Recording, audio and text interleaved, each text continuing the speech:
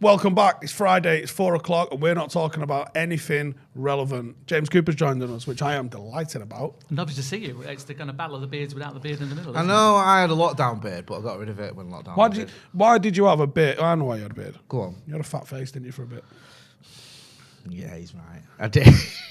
That wasn't why I had a beard, though. I just something to do in lockdown. I was That's how bored you was. Yeah, so honestly, I was that bored. I was like, I'm going to change my face and put a girl beard. But then you get into that whole thing, kind of racing each side, working out what's get it a little bit and closer. all this sort of thing. Get a bit about a fist away from. Yeah, I don't know how this works. Of course, never done it before. This is a mic. Sorry about that. Yeah, I look about 20 years younger than that picture, by the way.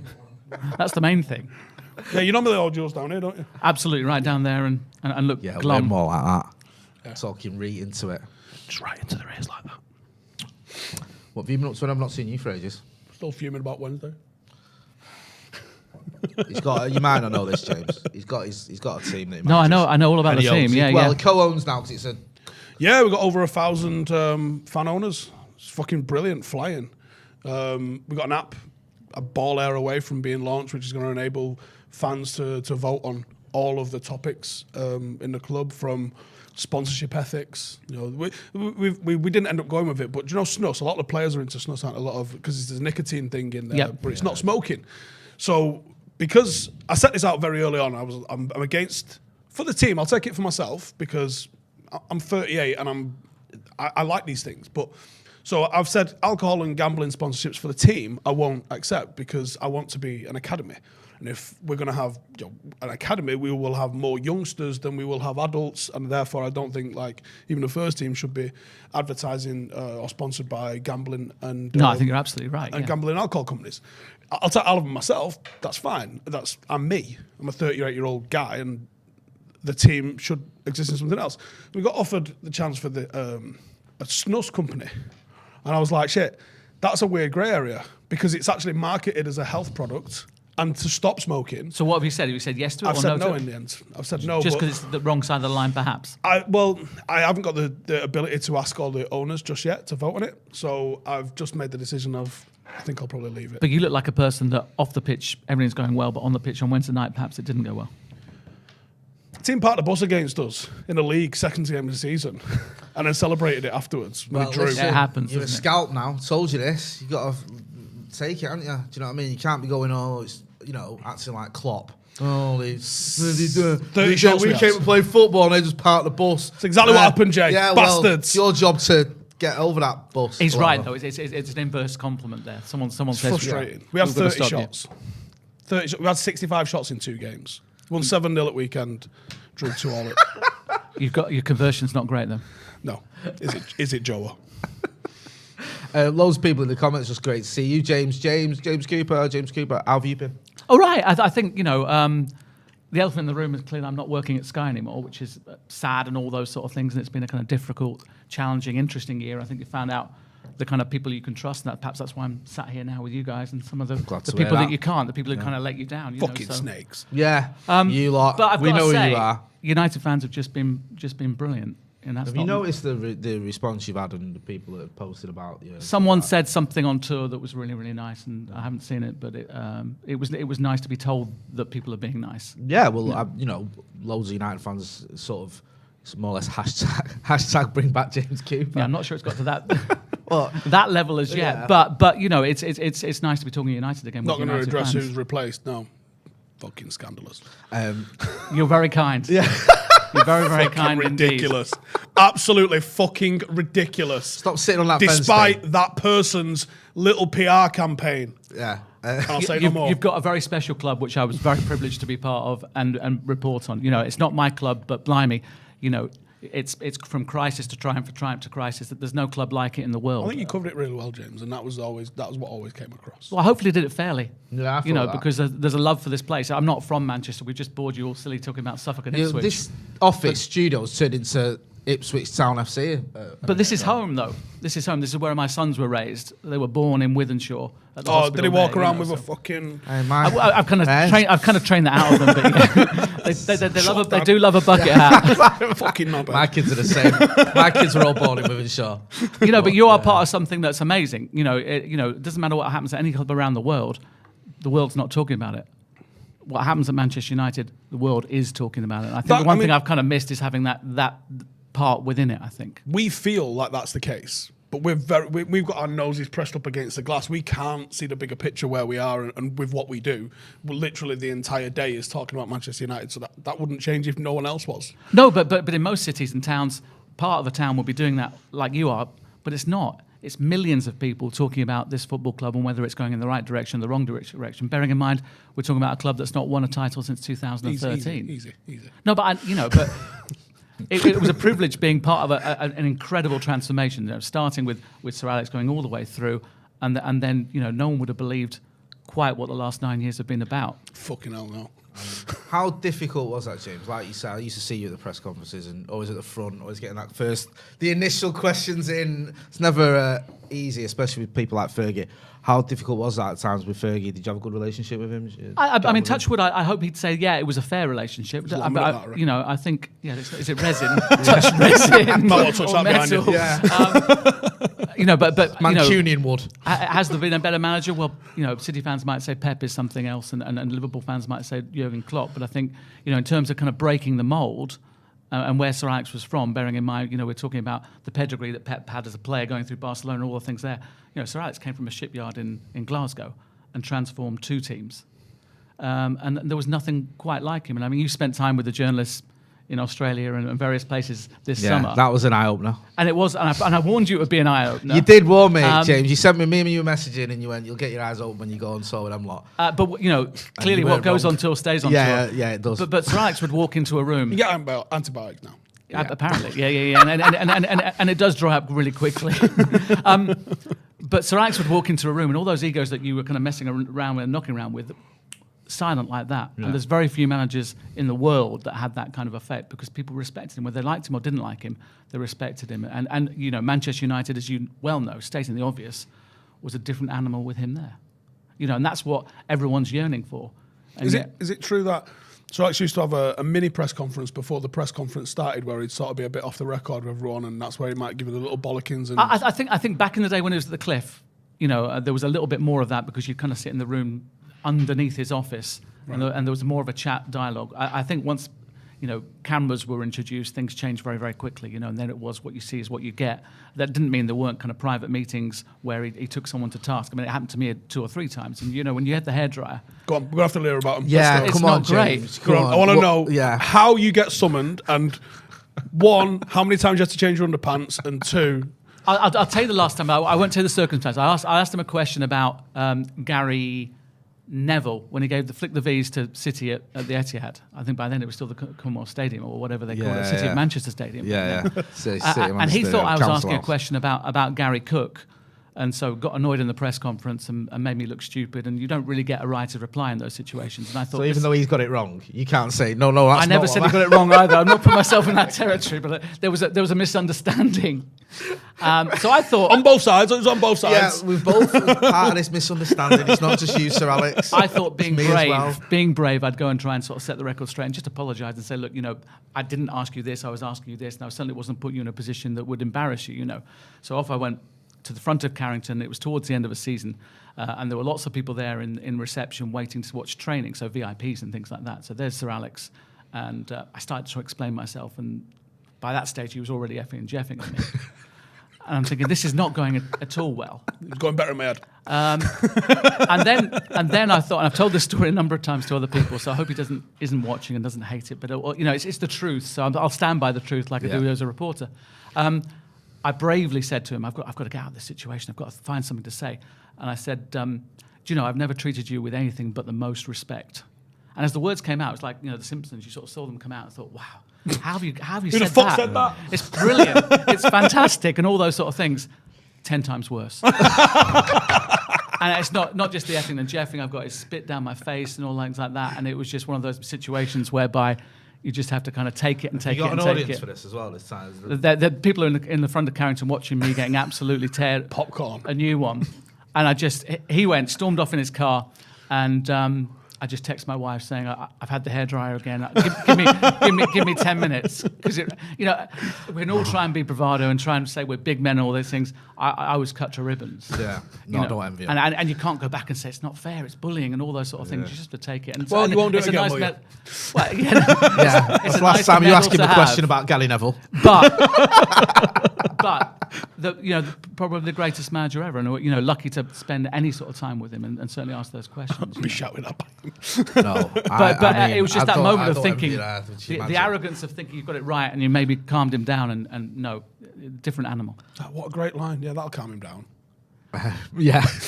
Don't try that again. Yeah. Ollie Aston, who's been a member of the first team 4 months, says, thank you for everything you do, lads. Up the paddock, come on United. Loads of people commenting, just saying, great to see you, James. Good to see James back. Good to see James here. Yeah. Obviously, you've seen post-Fergie as well. What have you made of that? It just seems from one mess to another. I guess that's probably summing it up very nicely. But, 9 years of just loads of wrong decisions. You sort of start here and you want to go over there, but you make one bad decision, and you keep making a bad decision. You get over here where you're trying to go over there. And, there are so many, I think, similarities between when Ollie took over and when now. They come back from Perth. They were in Perth then. They look fit. They look ready to go. There's more energy about the football team, and yet we're still in the same sort of mess. We're told all the values had changed again, that people were wearing shirts and ties and blazers, and that the dressing room is more together than ever.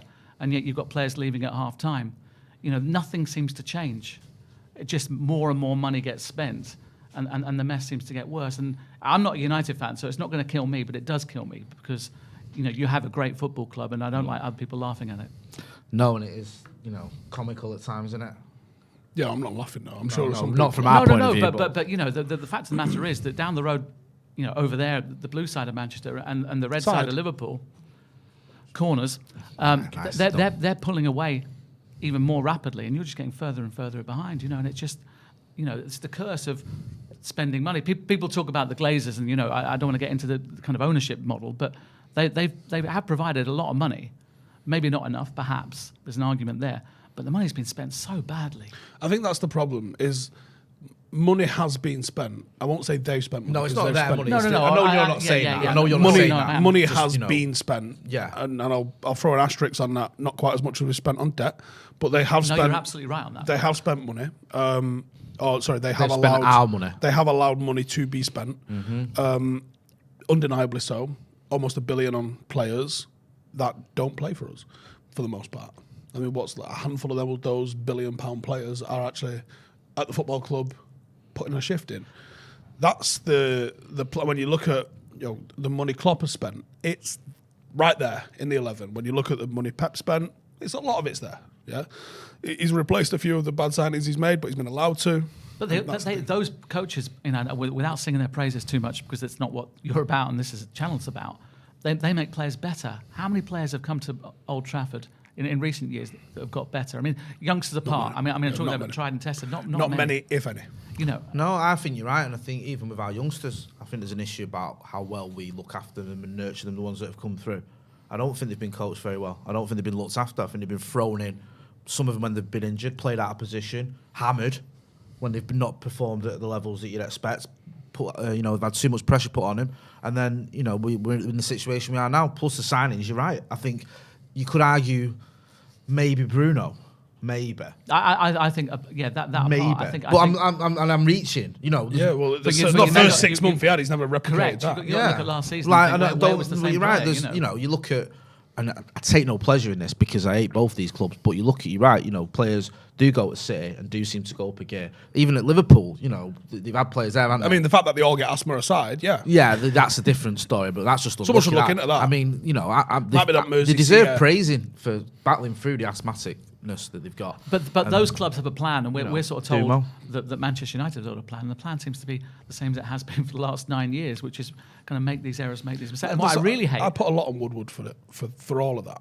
I think we chased commercialism over football first in a massive, massive way. When you look at what Barcelona have managed to generate in terms of revenue, we were right there with them.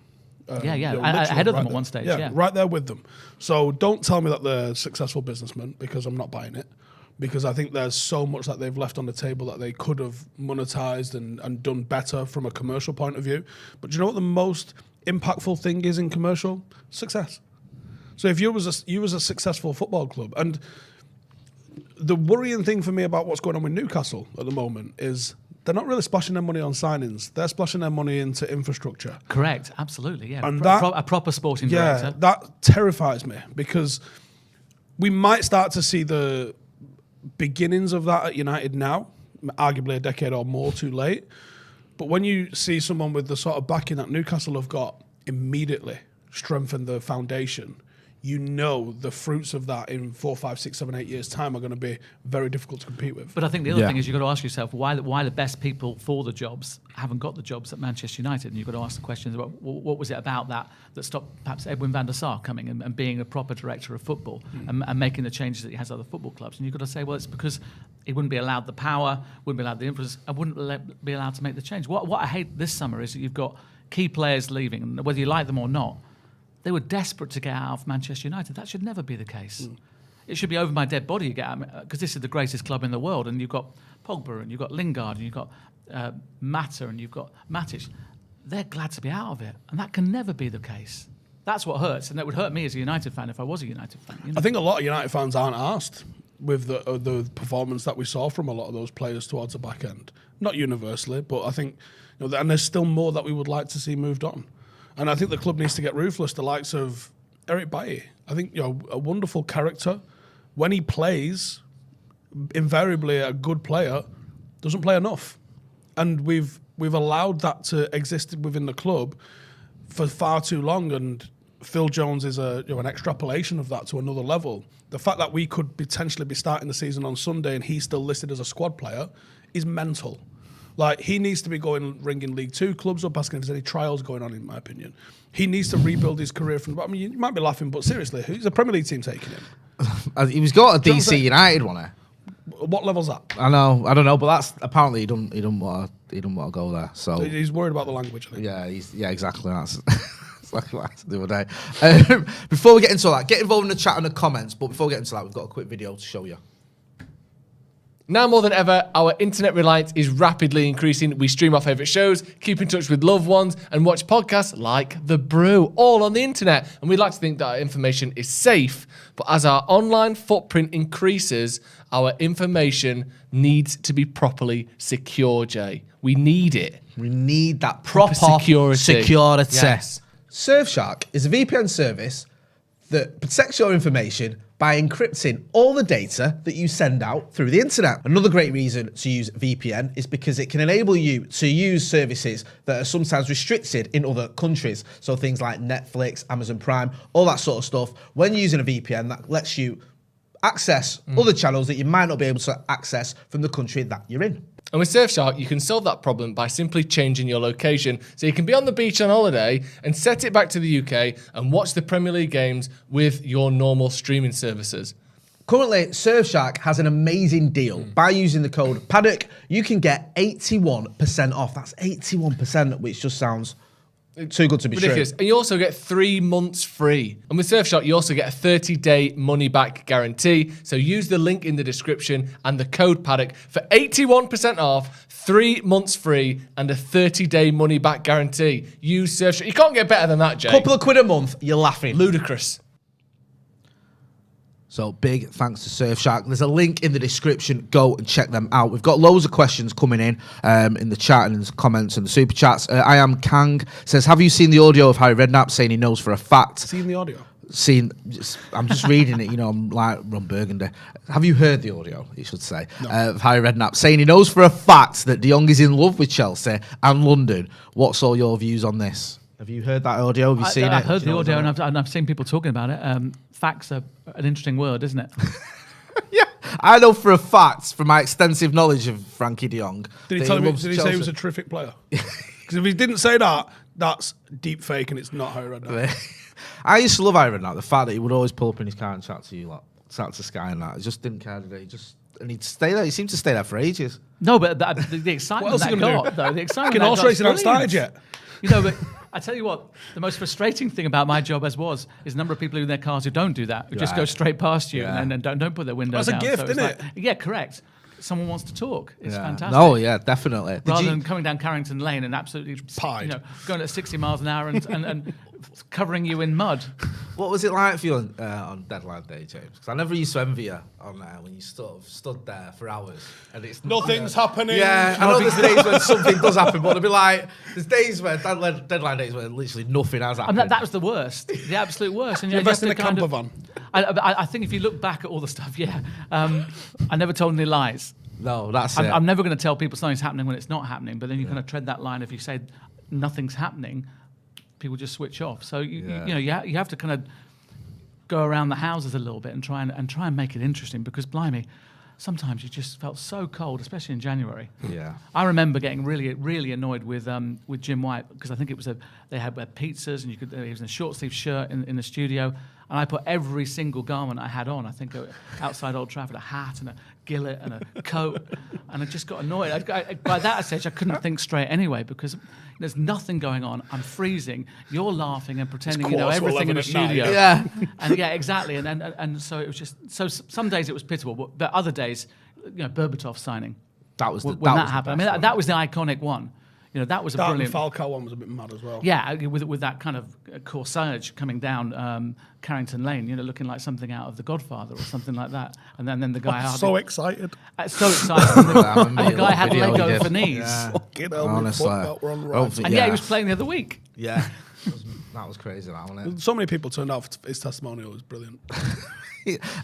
Ash K says, question to James. How would Sir Alex Ferguson have dealt with Cristiano Ronaldo in the current situation? What do you think, James? When you talk about current situation, do you mean the half-time thing when, of course, other players left? Yes. I would like to think Who else left apart from the ones that were sitting in the stand? that I'm not sure. I think it was it? I think Delors was pictured with him. So, You got to treat people differently though when they're watching the game versus playing the game. I don't think you can treat spectators But I and think players when the you've got same. someone who's not been in training and not done the pre-season, we're being told it's togetherness. That Steve McLaren, I think, said this is a great dressing room. Well, clearly someone's not telling. Oh, he's talking about the neons and the thingy. yeah. Oh, it looks very nice. It's Paintwork and great- everything. The carpet they've had put in. Great it's place to lovely. dance. Yeah. But clearly it's not. And I think Sir Alex would have torn him off a strip. I think the difficult thing is Cristiano Ronaldo is an icon now. He did treat star players differently though. Yeah, he did. But he also threw Roy Keane out of the football club pretty much. That's true. And at that stage there wasn't a bigger Do you think personality. Ronaldo's at that Roy Keane 2004-2005 stage where he's not quite as effective? I don't know. I think the problem you have going into this season is that without him, you're missing 24 goals, which you can't get anywhere else. So This is true. you'd almost say that perhaps he's more influential than Roy Keane was back then. I'd like to think that Sir Alex would have said this isn't good enough. And I think hopefully the reality would be that Ten Hag tore an absolute strip off him privately, but made it a kind of wider issue publicly. That's what I think would happen. Because I get the impression that Cristiano Ronaldo is in a situation where not many people can either afford or want to have him on their books. So he's got to make the best fist of this. I think that's the reason he's going to be here by the end of the month. I think he's probably not going to go, and I don't think it's through choice. I think he might have even started that PR game last weekend with Presser making things up. Well, sometimes yes, but like the amount of noise coming out of it, and the fact that we hear you're being offered to everyone, including Napoli, like. There's probably some elements of truth to the things that are coming out. Yeah, he could have shot that down. Yeah, a lot now you've got to earlier. make the Properly situation shot it work. Because down. if you're going to be playing football for Manchester United this season, you don't want to be in a situation where the guys that turned up. I mean, I went to see, I think, half a dozen games last season, and what really did my head in is it became a pantomime with most of the people at Old Trafford waiting for him to score a goal so they could do the CU celebration. I mean, what's that about? Yeah, Jay, what was that all about? Listen, it's just my way of expressing myself in the stands. But that's Joking, what by people the were way. turning up Yeah. hoping to do, rather than watching Manchester United. And I think he's probably got to make something of a U-turn and pretend that all is happy. And it'll be really interesting to see how that plays out between now and the end of the month. Just another headache. I thought Ten Hag had a huge decision to make this weekend, and Tony Marshall's hamstrings made it for him, I think. I agree with you there because Tony Marshall's had a decent pre-season, hasn't he? Yeah, and I think it'd have been Right. I think Ronaldo's ego would not have allowed him to be happy sitting on the bench and not say anything. And I don't think Tony Marshall would have deserved being dropped. So I think we'd have found out a hell of a lot about Ten Hag and the power Ten Hag has. Are you assuming then that Ronaldo starts? Or do you think he might play Rashford down the middle? Because I think it's still an interesting situation. I think working with Rashford off the left, I think he's going to continue with that because I don't think Marcus has necessarily got a skill set to feature down the centre. I think the other option is Alanga, and I think Alanga's limited.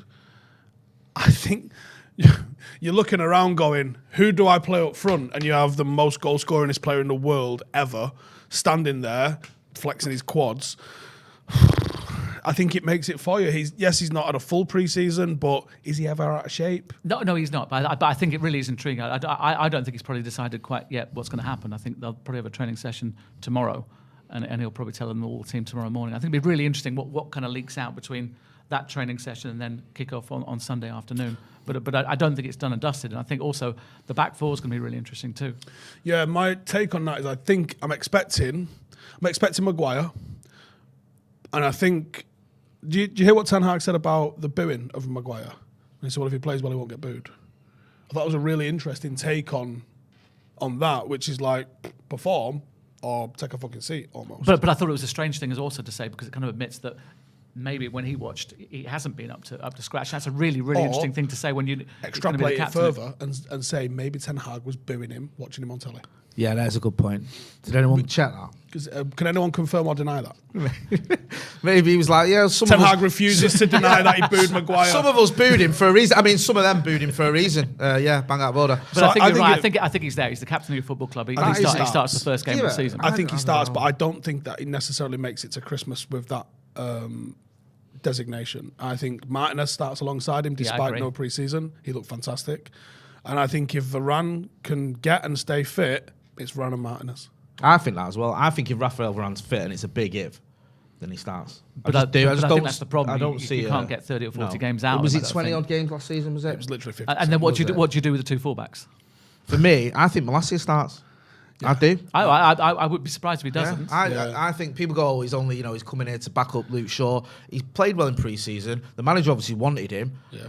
And I think Shaw had a terrible season. And what do you do at right back? I think Delo's made it right now. He's played every game and in pre-season practically. Yeah, I think Delo's made it is. The interesting thing is Trossard and Lamptey, especially if they double up on Malacia and Rashford doesn't cover him, I've sort of mentioned that he runs like Evra. The way he runs, especially the way he plays in between the two boxes, his body shape, it reminds me of Evra, the sort of way he carries himself. I hope he doesn't have the same debut as Evra.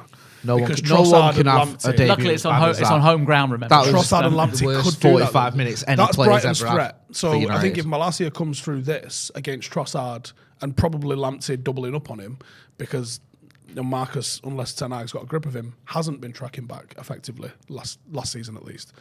I think he could be in for a tough game. So if he comes through that strong, can be effective in possession and defensively solid, I think we've got a player on our hands. But are you worried about Brighton? I can't stand starting a season thinking that Manchester United are worried about Brighton at home. I think it just shows you how good a job they're doing. Because on paper, I mean, Welbeck aside, because obviously he's world class and we know that, don't we, Jay? You've got to be worried about any team with Danny Welbeck in. That's all I'm going to say, James. Obviously, he's the top 3 strikers in the history of football. I saw some poll the other day that said Thierry Henry is the best striker in the Premier League, obviously. Yeah. Ridiculous. It's almost like Danny Welbeck didn't exist. Exactly. Right? Did you know Danny Welbeck scored 6 England goals with 6 shots, by the way? There you go. You tell me another player that's done that. Tell me one. Look, James, tell me now who ever has done that. Tell me another Englishman who scored, why you're worried about Brighton now. Who scored against Real Madrid in the Bernabeu. In the knockout stages of the Led the line as a teenager. Hey, there we are. Who else has done that? Who else has done those 2 things we've mentioned? Yeah. Do you know what I mean? Or been on loan at Sunderland. Yeah, exactly. Right? I'm impressed him. I think when you look at the team on paper, there's a couple of good players in there. There's some talent in there. But Manchester United's team should not be worried about Brighton, but they are greater than some of their parts. And they're very well drilled. They've got in multiple fucking formations. What's your score prediction though for England? I'm with you. I don't know you are, but I'm worried. Honestly. I think this stinks of a 1-0. No, I think 2-0 United. I do think we get it done. I don't think it's a clean sheet. I can see it being another one of them. Like last season.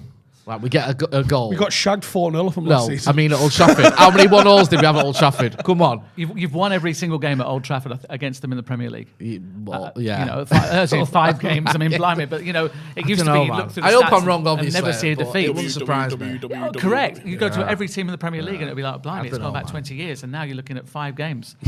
I mean, Burnside is back. Says, Steve, are you seeing the absolute bits that Dylan Levitt is doing for Dundee United? Beat AZ Alkmaar last night. A club being run correctly does not let that boy leave.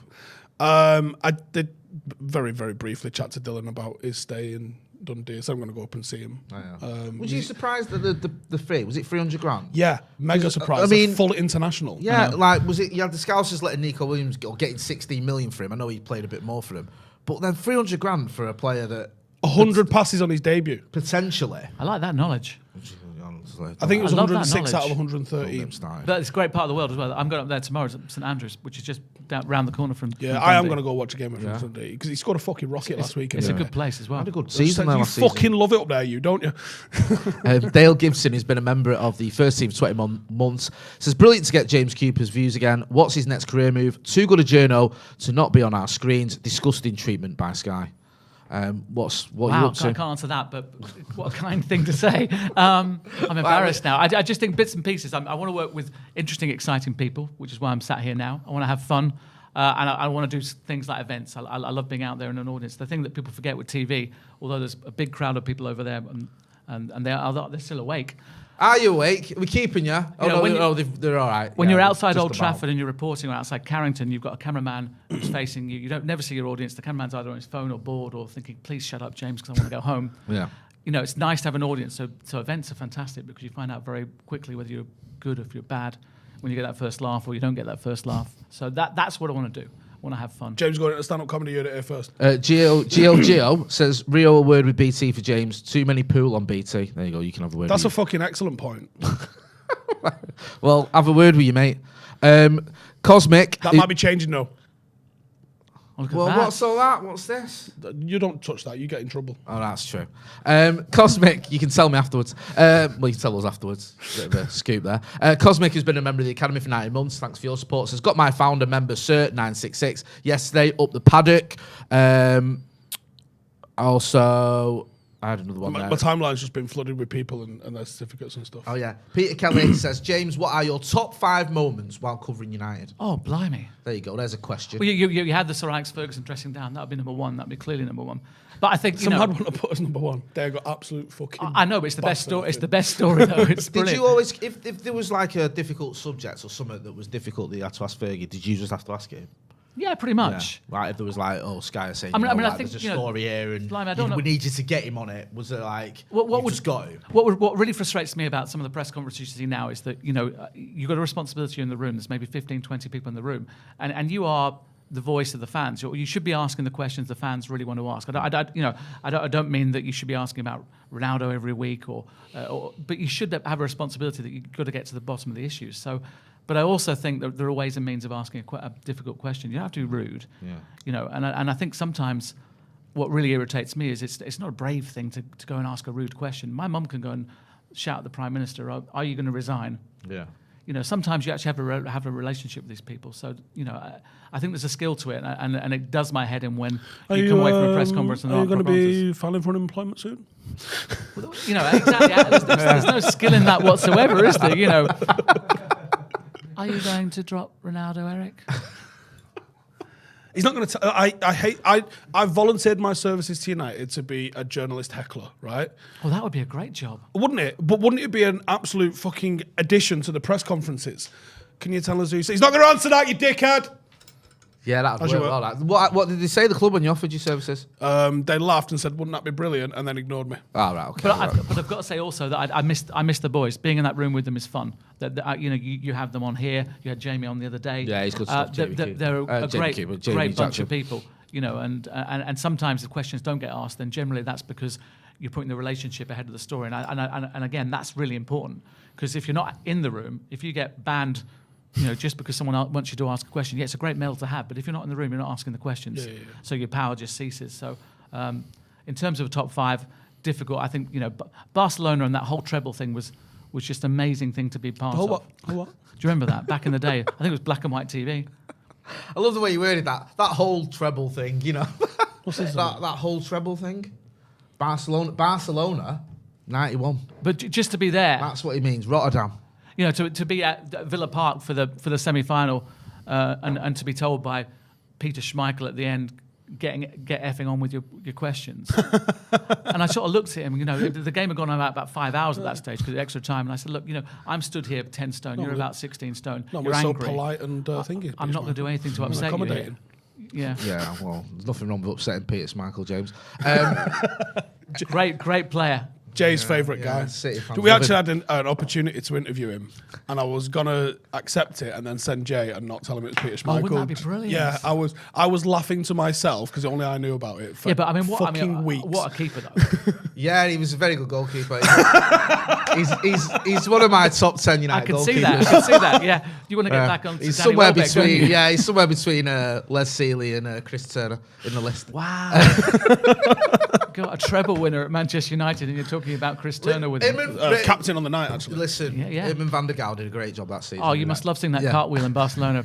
Can't play that again and again That and cartwheel, yeah. I love the Peter Schmeichel cartwils. It's the other one in front of you. Fans that I think pisses again. him Yeah, off. no, I can understand that. Don't worry. But I just thought I was hoping he'd say that rather than you. That's what I was trying to push towards. I was just trying to be diplomatic, man. Robert Wilhelm says, why does everyone put so much value in what a player sells for? Comparing players based on price is apples to oranges and does my head in. Anyway, yeah. Right, and no one seems to know what to make of that question. I mean, Yeah. Or no. yeah, I think sometimes you expect to get some value for some of these players that we paid a lot of money for. You mentioned the treble, you mentioned Villa Park, the game against Arsenal. Anything else? I think Rooney's debut in Europe when he scored the Oh, hat trick. my God. I think that was something else. Yeah. The Scholes goal against Barcelona at Old Trafford. It's my favourite one. I travelled for 4 days Here for we that. go. He travelled across the world to 4 get to days. that one. Yeah. Wow. I left Iraq on Saturday. Cool, that's a book in that, isn't it? It's like a title, isn't it? Yeah, I left I left Iraq on- I left or the Iraq on first line of a Saturday, song yeah. or something I reckon like that might be the longest journey to Old Trafford that anyone took, at least that season, at least anyway. And I think perhaps the second half of the Manchester derby where Pogba showed up for 45 minutes. Yes. You know, again, I'm not a United fan, but everyone expected City to win that. They were, you know, and United that day. City expecting Were him to win it. incredible. All the fireworks he had all ready to go and everything, didn't they? No comment, You no, shit no, it. no comments on any of that. But yeah, Yeah. that was a special occasion, and you know, for once you glimpsed a player that I think is really world class, but you never saw him for Manchester United. And Chris that's Smalling, yeah. yeah. Ander that's true. Herrera. Ander Herrera's chest, wasn't it? Aye. But what a 45 minutes of football though. That was crazy. I had a lot of people. And he had his blue hair as well, didn't Yeah, I had a few lads. that I think I watched left it early. right there because we used to have a sofa there. I think I watched it. We used to have a telly here and a sofa right there in that corner. I think I sat right there. he? So that's about 5.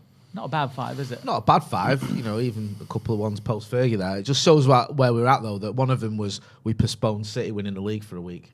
Yes, which we is- did. And I tell you what, if it wasn't 5, Which I is think, true. I think winning the Europa League in Stockholm Yeah. after the Manchester bomb. I watched it in Tiger No, Tiger. I say that. Which was I next to the cordon. Very emotional. being which up was there for that. such a bizarre. Is that what you watched? I didn't know that. Yeah, I watched How it. weird. Yeah, because it was one of the only viewings in the city centre of Because Joe it would have been public just sort viewings. of pretty much closed because of the Yeah, bomb. so it was literally, you know where the entrance to Tiger Tiger is up the side of the print works. The cordon was literally at the door of there. So it was a fucking weird atmosphere, as you would expect. But there was random people who were City fans that was watching it. I remember speaking to a City fan in the street. We were all fucking dancing in the street and stuff like that. And some City fans just come and gone, I'm a City fan, but I'm fucking dead happy tonight. And he just, No, I got a few was weird. messages off City fans and I was saying, listen, don't say this very often, but good luck. You know, I was going out there. I can just remember being on the phone that morning and my son telling me about it. I cried my eyes out because some of the people his age had been there. I mean, they were all right and everything, but I never felt more homesick kind of for Manchester or more lonely and away from the place than that when that happened. it Because, was a weird vibe in the city. Of course, you would expect there to be a weird vibe, but I just remember being a proper fucking emotion in the air sort of about You it. know, and it was just wonderful lifting that trophy. I know it's only Europa League, but it meant so much more because it It was the lifted last it. one we won. I know, little did we know say that that. would be the highlight. And I was delighted You know, also- lifting that trophy. would be the Also, being highlight an last Ipswich 6 fan, years. because Ipswich Town FC is on that trophy from 1981 when it was UEFA Cup. See, one of the best teams win that trophy. Never that mind under, your Champions Leagues and under your Bobby Premier Robson? League. Bobby Robson. We that season we lost the City in the FA Cup semi-final. Bobby and Robson finished does second not in the get league. the fucking credit he deserves. No, he in does terms not. of the stuff that he did as a manager. Amazing, just amazing. Someone clapping there, which is Ethan, brilliant. our resident Geordie. Yeah, you got a statue of him, man. Yeah, he won fuck all. Yeah, how many trophies did he win there? Bit weird. That's that, how innit? low the fucking barrier is for you You lot. can have a statue though, because even though you've won now, you still He are was, best he ever was a dead manager. nice bloke, so we'll give him a statue. But at places like Ipswich, he actually won stuff. Yeah. He was Big club. absolutely incredible. And I remember being a naive 9-year-old getting the bus from the village to go and watch them train, and there'd be no one else there. And thinking, here's my heroes, and they were effing and Jeff, and I couldn't believe it. I'd never thought anything of it. I thought, blimey, they're going to speak normally like my mum and dad do. And then all these heroes, Paul Mariner, Alan Brazil, the air is blue, and I'm Brazil. I'm Brazil. One of the best United players ever. Oh boy. Alan Brazil was sober. No, that I couldn't comment on, but he did run a very successful pub for a time. Was in it Ipswich. successful because he drank in it? He was a very, very good host. I fucking bet he was. I'm going to name another Ipswich 24 player hours a that's day. not going to get me in trouble. Tyson and Muren and Eric Gates. Murin, Terry Butcher. Great player. Arnold Muren was an Ipswich player, and he wasn't a Manchester United player. I'm sorry, I can't have that. You know, he was when he did play for United. I think he got a lot of praise, didn't he? A lot of fans love him. For Bobby that Robson's fuss of his. fucked up by following Cruyff at Barcelona because that was just, and like it's like following Fergie here. Yeah, sure, but you're going to take the job, though, aren't you? If someone says, I mean, he to you, still right, won. He won the Cup Winners' Cup. Yeah, he Cup did. Winners' Cup, the most important I trophy think he won ever. the Copa del Rey as well. And he's did. like, yeah, not good enough. Fuck off. He had Ronaldo there, didn't he, for one season? Yes. He did. Ronaldo left, didn't he? 30 goals in Bobby Robson 34 left. games. and the doco about him is fantastic. I don't Have you think- seen that? Yeah, it's just was the one brilliant. where he won 8-1 and got death threats? Yeah. For not playing the Barcelona way. The one thing I was annoyed though basically was say Bobby Robson, fuck off home, But basically. the way he entwines into all of like world football history by going through Barcelona, by doing what he did at Ipswich and Newcastle and with England, and the fact that he made Jose Mourinho his I was about to translator. say, exactly. Like no Bobby Robson, no Jose Mourinho. and he said he liked him because he conveyed not just the message but the emotion. So Bobby Robson was, I think it's not unfair to say he was largely a blood and thunder Kevin Keegan style manager of just fucking passion and get into it. Yeah, exactly. And when he was giving Jose Mourinho the instructions, Jose Mourinho would deliver it with blood and thunder and passion, And also then add his own little tactics into it. As And also probably what else was getting the names right. 'Cause Bobby Robson was always getting names yeah, right. Keith and Steve and his Carlos. yeah. But when you're talking about moments, and the gentleman who asked the question, another great moment was going to Porto for that first time with Manchester United. We arrived late at the press conference, and they have like an amphitheatre, much like at United. And there was this incredible kind of dictator in Jose. And I'd never seen anything like it. You know, we asked the question and he answered it. And I said to him before he left Manchester United, I said, did you realise that we were there? I said, you know, with the greatest respect, I've never seen anything like you.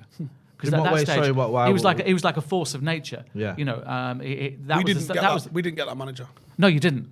But you know, and the really interesting question is why you didn't and why he even took the job. Because I think what they wanted was an antidote to Pep, and that's the reason he got the job. I think they thought, you know, these two are like Batman and Superman. You know, well, I think that time at Madrid changed him somehow because he was still him for Chelsea. Obviously, that original Chelsea team was sensational. That Inter Milan team was sensational. Real Madrid, he was successful, but it wasn't, I don't believe, Jose Mourinho being successful. And then when he came back to Chelsea, it obviously went tits up. We got a very bitter old man. a little bit, but I also thought, and if I had a chance to say, you know, if you'd ever had the humility to say, what am I doing wrong here? You're not getting Manchester, mate. You're not understanding what this city is about. You don't care that the Manchester derby is a huge game, that it means something for United to beat City and vice versa. You don't go and live in a hotel. You live in Cheshire by all means, but understand the city, understand the passion for football, and don't think you're bigger than United. I think, you know, that's what I said to a lot of people. You know, there's an argument that says Sir Alex Ferguson is bigger than United by what he achieved. If you asked him, you said to Sir Alex, are you bigger than Manchester United? He said, of course not. You know, go away. Jose on day one thought he was bigger than Manchester United, and that's the problem. No one is bigger than that football club unless, you know, the fans decree it. You don't arrive and say you're bigger, and I think all of those things contributed to just being another mess. And yeah, he did win that UEFA Cup. It was a shame though with Jose because I remember at first he could be dead jovial in those press conferences. Yeah, he could be like, and again, proper warm. box office. Yeah, you know. like I was at some point where he was having a laugh and he was, you know, you used to have a good laugh with him and it was enjoyable. Yeah. And then when it went sour, it was like he fucking hated everything about Can you the imagine club. working with him? Yeah, it was weird because when it did start to go wrong, it wasn't just. It didn't feel like with Jose like it was just the players he'd fallen out with, or the owners, or the press. It felt like everyone. But I still think there are remnants within that now. I think Carrington can be a really lonely place if things aren't going well for you as either a player, a coach, or anything like that. I don't think there are many people who come around and say, "Hang on a moment, we're going to fix this." You see that on the pitch. And I hope we won't see it this season. I hope there is some camaraderie and people pulling together. But I think it's quite a lonely place. If you Fergie said it at one point, didn't he? That people would often think he was dead busy. And he would just sort of be bored and hope someone would come in for another brew and that. Yeah, I didn't after what happened. Did you? I thought, Did you not? Did you not go, I come on, didn't let's get have the a cup invite of tea, either. don't worry about it. Bring a Do you never get the Starbucks invite back to come and sit in his office? No. No. Do you know The next time you did the presser, was your That's a really good question. No, that didn't really happen. It certainly did happen at the Cliff. Yeah. I was in his office a couple of times there because simply it was a different idea. James want to know what's in his office. Go to the Cliff, close my eyes, talk me through what's in his office. What was it? It was just a big desk. It was the corner one, wasn't it, that had the two windows? Yeah, that's right, absolutely there. So it was a desk, and then there was also he had a bathroom, Obviously. it wasn't anything kind of palatial, but another thing I would have done at Manchester United if I'd had my choice was then they make a lot of money out of the tours and the museum. Put the Cliff back to how it was on the final day that the Manchester United were there and make that part of it. Oh my God, yeah. You could print money. You go there and stand on the pitch and you can sense the ghosts of all those great people who played for your football club. The under-17s play there, and once or twice a season you'll get the under-18s play there, and when the club aren't being dicks, they'll allow you to go and watch the games that are at the Cliff, and there's a little stand in there at the back. Yeah, that you can which watch has there. been there since the start. babes. Yeah, absolutely. You see the footage, the black and white footage, it's there. And I love watching the youngsters there. You can feel, this wall is the wall Cantona used to hit a ball against. Yeah. You can see little Wembley up there, Yeah. and all those sort of things there. We used to watch, the bleep tests, back at the tail end of the 90s before they left for Carrington. It's a magical place. What I used to You love just about put the all the Cliff, letters back on the fucker. is we used to go as kids, and we'd go and stand on the pitch. On the grass. Where they were right. training. Yeah. So they'd be like 10 metres away training, and you'd just be watching them train, and then you go in the car park afterwards, wait by the cars, they come out, You're chat standing to you. in between the cars. Yeah. But And as chat a to you. journalist, you could then see the players face to face and sort things out, or try and get an interview, or all those sort of things. And now, it's very different because Carrington is the situation where kind of front office and everything happens, and it's controlled where you are. It's the private road with the security at the end of it, then the security in the centre of it, before you even get into the main buildings. It's very isolated. I Good guys, though. I've got to say the security guys are good. I'm sure they are. No, but I should say thank you to all the years of cups of tea and just people smiling and saying hello and welcome, because when you're cold and you're knackered and you're trying to tell people news that isn't there, sometimes just someone saying hello is... From an atmosphere of and welcoming sort of nature as a fan, like the closest fans can get occasionally. I know, I understand that completely. Like me and Jay had a similar sort of experiences in childhood. Fuck school off and go and watch United. In the 90s, like what a fucking I chance. remember players that that verge you just love. being full of people at half term, and they actually had staff to kind of corral all the children, and it was just a really, really nice kind of community feeling to it. And now you see it where you got fans who've come from all over, stood at Carrington, and the players, I think they've been told, I might be wrong, but they've been told not to stop. A lot of them. Yeah, and they're not even stopping the cars now. I don't really like the selfie culture and the signature culture. Sometimes it's just a case of I think I ended up taking probably like a disposable camera. I think when I went. That's what I had when I went to the Cliff. Just a disposable camera to take, obviously, your own eye view photos, not selfies. But it wasn't even necessarily. I mean, I shook Fergie's hand because I was standing on the pitch as he came walking past. It's amazing, though, isn't it? It is, yeah. And you just think, I'd love that for my own son. I'd love that for for all the kids that are going watching now to just have that treat. I mean, I know Bayern Munich do it sometimes, and I know Barcelona do it sometimes, but I would love Manchester United to just go, do you know what? It's the first day of the summer holidays, or the last day of the summer holidays, whatever it is. It's a week out from pre-season. Come and watch the game. But I think they used to do that even at Old Trafford, didn't they? Had open, even that would be fine. Or even do it at the Cliff. Let's have a bit of a throwback. Yeah, do it at the would be Cliff. amazing. Let everyone stand in the car park, and then just that's it. I tell you what, one of my lowest moments at the Cliff was walking down, and if you remember how the glass was, the first team would have their dinner upstairs, and there'd be a big window and there'd be a little window that one of those little windows that just sort of. And David May got me with a cup of water from up there. Incredible throw. I mean, I didn't even see it. And before there you are thinking you're somebody and you're nobody. And it's just like, wow, he's not much better. Wow. Another one of your European champions in all the photos. Is it? Apparently. You should have tried getting in the photo. Yeah, Miles says that would honestly be a great segment if we were able to be fair use, just to have Steve edited into the presses each week, being Steve, yeah, you heckling. That could be. Honestly, I think that's genius. I really do. You know the questions he's not going to answer, and I know the questions he's not going to answer. Who are you signing? Shut the fuck up. But I think there's another way of going about that as well. If you don't get the role, which I think you're probably unlikely to get the role. I would agree, unlikely. Is the word. You're probably unlikely to get the role. Yeah, it's definitely a Will Phone chance thing. of that ever happening. You could Zero. change. All You could change it all around 0.1%. and get the journalists then to preface their questions by saying, look, I know you're not going to answer this. I know you're going to think I'm stupid, but... Oh, get me and one turn of it a those. little bit. Oh, wouldn't that be great? Or a bell when it's Just a great... ask him who's fucking injured. Thank you. Because Fergie used to do that thing, didn't he? When he used to come out and just start talking, he just sort of tell you. Yeah. Which is Yeah, it feels like a waste of a question now. Like they almost tee up. So Yeah. who's injured then? No, but we used to like that. You used to get him into his running. Yeah. And I think from his point of view, he took charge of the situation from therein. Yeah. You know, so I think it enabled him to think about what he was doing. Yeah. And just get going. But I think, as I say, just dominate your surroundings from the word go. You're not waiting. You're not being deferential. You're not waiting for someone to ask you a question. Yeah, just You're saying this is what I want to do. yeah. And occasionally, you're right. It was kind of the injury analysis, but occasionally he'd just go on a rant. He'd take exactly what he'd. That's when it's boxing. And that's when it's brilliant, when he had a message to kind of put out there, and that's excellent. I love that. I love the some of the rants we've seen when he's kicking off with like everyone. And you're just hoping. You've got a responsibility. That's That's it. Tell the You're truth. like, Your job is to tell the truth. You can't do that. Go get a different job. But I said all those nice things about my lovely journalist friends. But I remember being in Cluj, and I asked him a question. I think about the Ryder Cup, and I knew for a fact that he'd been watching the Ryder Cup, and so I knew I was safe in all this because someone had said he was really into it, and it was when Europe had won. And I asked him something about the Ryder Cup. He'd also just been involved in like the team talks for Europe. Yeah. No, so all of that.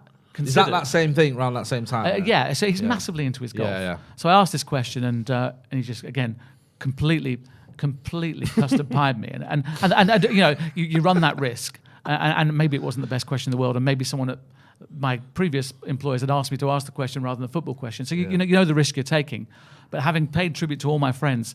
All you're doing, you sit there and it's like the spotlight's on you, and they've all gone away. Yeah. You know, you look at Simon Stone next Dry to you, throat. and Simon Peach, my two friends, the two Simons. They're all doodling. I don't blame him, to be fair. Not looking up. Edging Where are away my from friends? Where are my friends standing up for me? shaking the red tutting. Just a massive gulp. Yeah. Can't believe he's asked that one. You know he's a dick. You know he's a dick.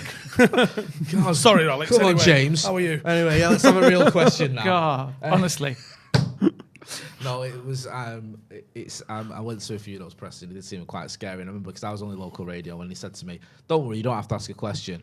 I was relieved. I was just like, just sit at the back, just get. I know, you but still, you do want to. As I know a it's journalist, Fergie. you want to do it, don't you? You know You don't what I want mean? to. But, Even if you upset him, at least you know he cares about you. That's one way of looking at it. I'd have probably burst into tears if he'd have shouted at me, to be honest with you. Loads of comments, loads of. Abhinav Verma says, Jay was like, "Oh, you shook Fergie's hand. Cute." I didn't say that. Some of us have interviewed him. If James could ask, this is a good question from Chris Bushnell. If James could ask Ten Hag any question in the press conference today, what would it be? Wow, that's a really good question. I think do you think things are going to change for the better? I don't think anyone would have asked him today. I don't think they did. And it's a really hard question to ask because it's a bit kind of woolly. But I think, you could dress it up by saying... He's also going to just say yes. Or He's not going to say no, is he? you make it a how, what, why question. You're Yeah. right, but you preface it by saying after 9 years of so much underachievement, after all these managers, people who've achieved proper things in the game, from Van Gaal to Jose Mourinho, even Ollie, if you think about his heritage at Manchester United, how confident are you that this marks a change and things are going to go in the right direction? I think and that's what Manchester United fans want to know. I think I'd ask him, what's the number one challenge that he faces right now going into the start of the season? Yeah, but that's kind of more specific. I think that's right. But I want to know that he's confident that he's going to set this club in a different direction, and you're going to be starting looking up rather than worrying about Brighton. I think he might call you a dick. I think he's that close to.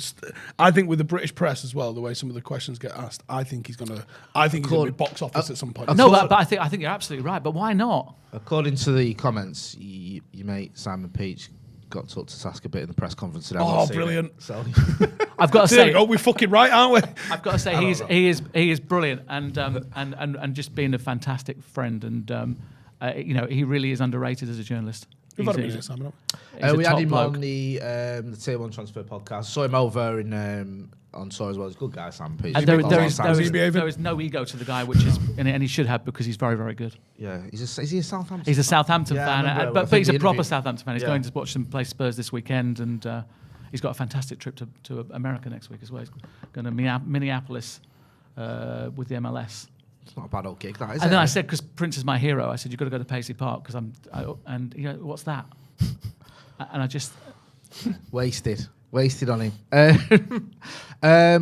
So what's next, James? What's the next step for you? What are you up to this? Cool, that's really...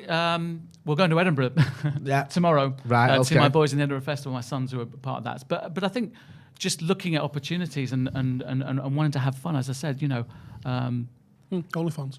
it's Yeah, I mean, obviously, it's always great chatting to you. We'd love to have you back on the channel whenever you're free, whenever you're up for it. There's an open invitation there to come and chat to us. Can I also just say thank you? I don't know who the guy's name was. There was a giant Manchester United fan when it all kind of kicked off, when the Liverpool game happened. I know all the politics about that, and all the stuff and anti-Glazer stuff, and we were reporting. And I think sometimes people forget you've got to try and be balanced on these things. You might have an opinion, but you're not going to give that opinion out. And I know of all the years that I've covered Manchester United, there are You said the frustrations. Liverpool game happened. When you mean the Liverpool game didn't happen? No, when it actually took place. Oh, right, okay.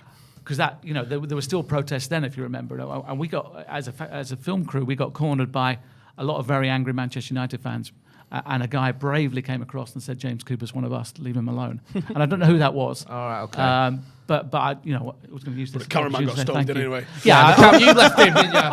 he picked me up, put me on his back, and I ran and left the rest of them anyway. Absolutely, as long as I was safe, I didn't care. But it was a really nice thing. I'm on TV, don't hit me. Exactly. Watch my nails, watch my makeup. What are you up to this weekend? Shouting at people. Yeah, putting right fucking Have Wednesday you night. got a home game or an away It's game? away. We're away until the 30th of August. Good grief. 6 consecutive away games. We haven't got the safety certificate for the stadium, so we've just been giving away games for So will 6 it be weeks. ready by the end of the? Fucking better be. So we're playing Haydock, who beat the team that we drew to 6-2 last weekend. So not an easy game. If we have another 30 shots, I think we'll be. Are you making changes? Yeah, I've got 11 unavailable players. That's a lot. There's a lot. It's not an injury crisis though, is it? Or is No, it stagnant? it's a fucking availability crisis. This is the problem with football at our level. They're not paid. It ain't their job. And when their job does want them, Cameron, Cam works for United now, which is a nose, because obviously that's a lot of Saturdays. And I've got, out of the 11 unavailable, 6 of them are central midfielders. So it's a bit of a problem. Wow. So we're playing a centre half and a winger. Hey. Is that the first they've heard of it? No. They know. So let's hope they're fucking good enough to get it done. Hopefully, I'm sure they will be. Jay, what are you Anyway, up to this weekend? This weekend, I'll be shouting at Manchester United Football Club as we get a mouth-watering 1-1 draw with Brighton, probably.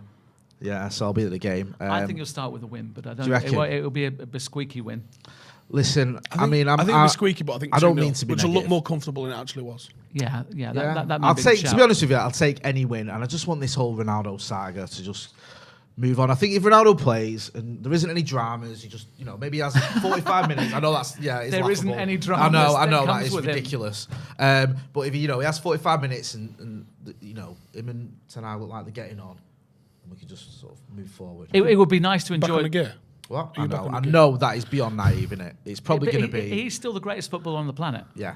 and he's Yeah. playing for your football club. That's Danny one Welbeck's way. coming back. Tell you what, if Welbeck scores, I'm on the pitch. Make sure as well you're checking out Paddock merch. We've got a load of new merch up on the merch site as well. There's a link in the chat. We've got some Martinez stuff, Ten Hag stuff like what I'm wearing as well. So go and check that out. It's a nice t-shirt, by the way. Thank you. I like it an awful lot. Yeah. Oh. Yeah, well, so check out paddockmerch.com. There's a link in the chat. Make sure you're not on socials, you are you? No, I'm LinkedIn. That's all I've done since April. Linked. It does my I know, but I didn't want to do any social media because I don't think anyone really wants to know what I do or what I eat. That's I not really. think You're in the news. You should be on Twitter. Yeah. Yeah, I think How so. can people give you stick if they can't get all Well, on exactly social that. I media? think that's probably what it is. People what are I troll worry you. about becoming obsessed with it, and I Yeah. don't want to become obsessed with it. But Yeah, I think you might. I think inevitably. Thankfully, it's me gonna and happen. Steve never get obsessed with Not social once. media. We never argue with We anyone on don't- we social don't get media. involved. You With don't nothing look like the but. sort of guys who take an argument. Actually, No, you're we more agree with passive than everyone. that. Yeah. It's very placated. Very, I do yeah. hope that Argentinian, by the way, is properly a rough and tough Argentinian, I hope so. unlike the last one. We just haven't had any South Americans. Who was the that have last worked, one? have we? And I'm so Rojo, desperate for it. he arrived. He was meant to be the absolute butcher, wasn't he? Yeah. Well, he wanted on trial or something when he arrived. Yeah. Was it pending trial for beating up his neighbour? Yeah. And he danced away from most tackles, and he got a Yeah. bit nasty towards the end when he realised he had to play up to the part. Couldn't cook a piece of toast either, could he? See that picture of him with his toast on Instagram? Shocking, James. Honestly, Players shouldn't be expected to do that on their own, though. They've got That's people that's to a do good that for point. them. His agent should have been round doing that for him. No, I've not seen a lot of Martinez, but from what I've seen, looks good. What do you reckon? Yeah, very hopeful. Like desperate, obviously, with some of the South American players that we've had, from Falcao to Rojo, even Hines, just Veron. Veron. I know. so well, and then it always ends in tears. And I'm just, I had mean, some good even moments, didn't he, Cavani, though, Veron? like I'm desperate for a South American cult hero at United, and he could be the first. And it was going to be Cleberson, wasn't it? God, that I'd love sounds to go back in time and think that what the seems like expectation a bad was. dream, doesn't it? Cleberson and Jemba Jemba, and you worry about this. Well, he was the best player for Brazil in this tournament. Get him was signed. he? Really? Not from what I watched. Yeah. But everyone used to go. Remember when you say, "Oh, he hit the bar in the World Cup final." That's right. You know, yeah. Not the only Didn't look bar like he a hit. fucking net, did it? Ever. Yeah, so hopefully you'll come back on, James, and give us I'd updates. love to. No, that'd be 'cause we love fantastic. chatting to It's you. been fun. Thank you for inviting me as well. No, not at all. It's always a pleasure chatting to you, and I suppose it's a pleasure chatting to you as well. Big thanks to He Sir- says you've been fucked off for 2 weeks or more, whatever it was. How the tables have turned, eh, Mr. Halson? Yeah. It's a bit weird. Made me isn't do it with Joe last week, and we spoke about football. They don't do arguments, do you? Disgust me. Not on Twitter. I argued with him once on Twitter, right? And he sent all his millions for me, and it lasted all day. And I've not argued with him on Twitter again since then. not If worth I it, argued is with it? him, I argued with him face to face. It was horrible. Honestly, I was meant to be going out that night, and I stayed in to carry on the argument on Twitter. That's how bad it was. Did you take the draw? Yeah, Did he yeah. offer you the draw? Oh, he'd left the argument by now. It was all his mates. Oh, the who were- henchmen Yeah, the just came henchmen. in. Yeah, He yeah. mobilised Just a the quote the tweet, innit, hordes. sometimes. Yeah, and the next thing you know, my phone's going off, and I'm. No, we're not going out. We're staying in. Don't have notifications on your phone. Week one, day one shit. We get James on Twitter. That's the first move. Yeah. Notifications off. Off. Don't do it to yourself. Listen, thanks to James Cooper. Make sure you go and check it out. Stretford Paddock FC as well. Go watch the match. 30 bastard shots and celebrating when they've scored 2-2. And should Ronaldo have had a penalty? Yeah. Have a look at the highlights and you can make your own mind up. And don't forget as well, check out all the links in the description. Big shout out to Surfshark. Go and check out paddockmerch.com as well. This has been The Brew with James Cooper and Stephen Howson and me, Jay. Thanks for watching.